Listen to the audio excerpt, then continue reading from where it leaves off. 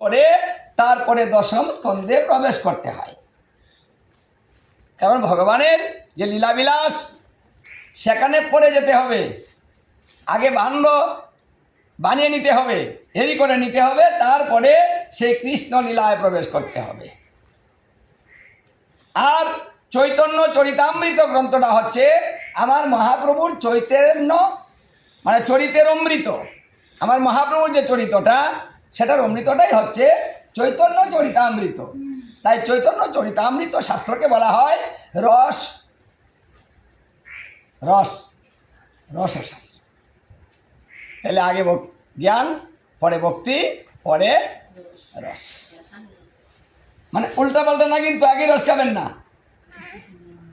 আগে রস খেলে রসটা হজম করতে পারবেন না, এটা পদ্ধতি জানতে হবে আগে, তারপরে তো রস খাবেন। আমাদের এবারের ধর্মটা কিন্তু রসের ধর্ম। এই মহাপ্রভু এই রসের একটা নামও দিয়েছেন, রসের কথাও বলেছেন, আবার নামটাও দিয়েছেন। কি নাম দিয়েছেন? এবারের ধর্মের যে রসটা, সে রসের নাম দেওয়া হয়েছে আনারস।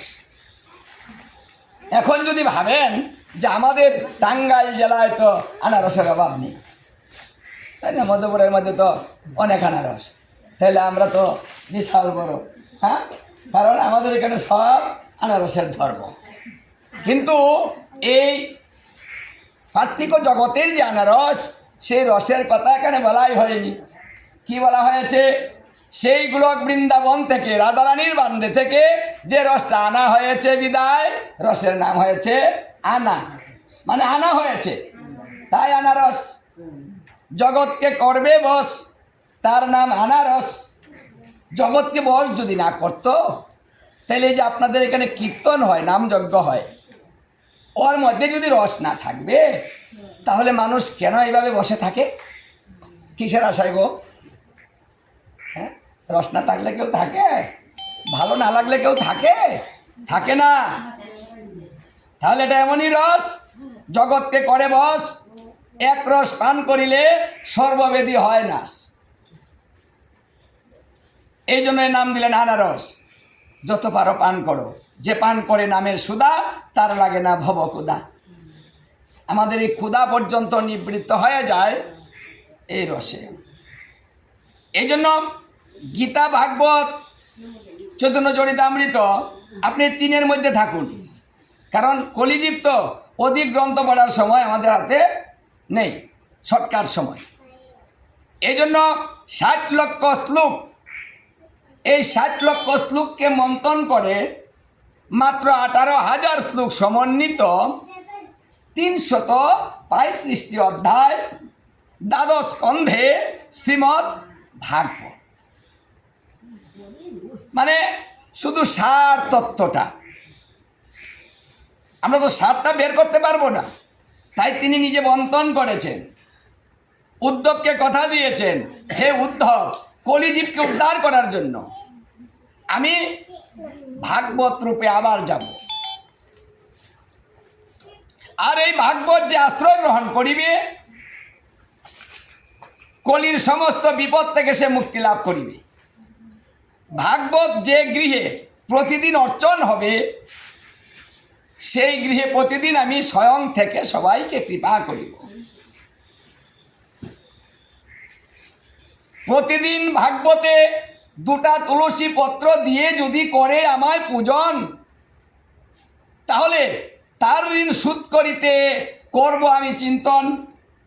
বলছে যদি কেউ, এই যে গীতা ভাগবতের মধ্যে তুলসী পত্র দেন না, ভগবানের চরণে তুলসী পত্র দেন না, যদি 2টা করে তুলসী পত্র প্রতিদিন কেউ গীতা ভাগবত বা ভগবানের চরণে অর্পণ করে, তাহলে ভগবান সেই ভক্তের কাছে এত ঋণী হন যে তার ঋণটাকে শোধ করতে চিন্তা করতে হয় আমি কি দিব।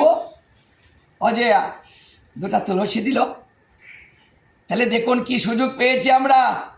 2টা তুলসী পত্র দিয়ে আমরা গোবিন্দকে ঋণী করতে পারি। এই সুযোগটা, এই কথাটা সত্যযুগে ছিল না, ত্রেতা যুগে ছিল না, দাপর যুগেও ছিল না। সুযোগ পেয়েছি আমরা। সস্তা ধর্ম, সস্তা কথায় ধর্ম, অল্প সময়ে ধর্ম। এই যে এখানে বসেছেন অল্প সময়, কারণ আমাদের সারাদিন বসে থেকে ধর্ম করার সুযোগ নেই।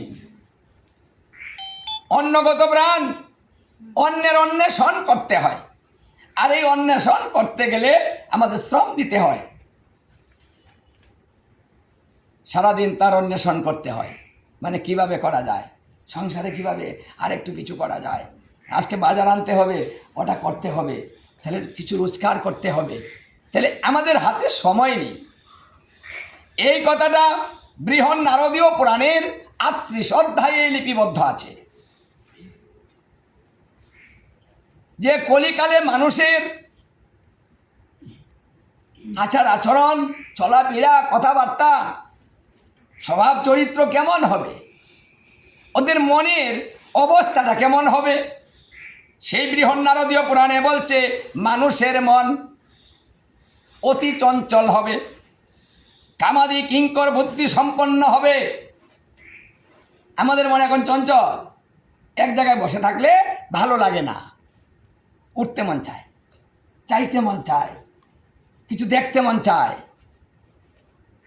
একটু কথা বলতে মন চায় না?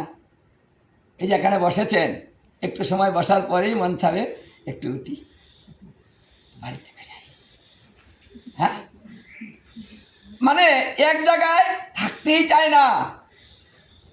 ভাগবতে শুকদেব গোস্বামী রাজা পরীক্ষিতের কাছে এই কথাটা বলেছেন, হে মহারাজ,